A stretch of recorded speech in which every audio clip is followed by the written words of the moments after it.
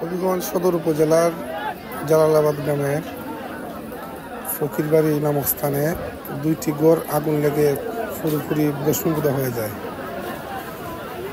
গড় দুটি হচ্ছে হীরা মিয়া ও কাজল মিয়ার গড়। পুরো একেবারে ছাই হয়ে গেছে। পরবর্তীতে ফায়ার সার্ভিস এসে আগুন নিয়ন্ত্রণে আনে।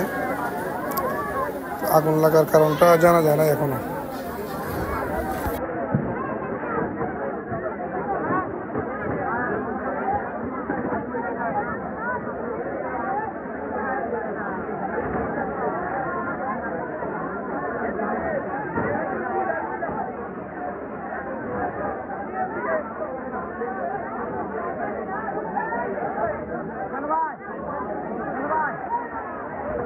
Vai.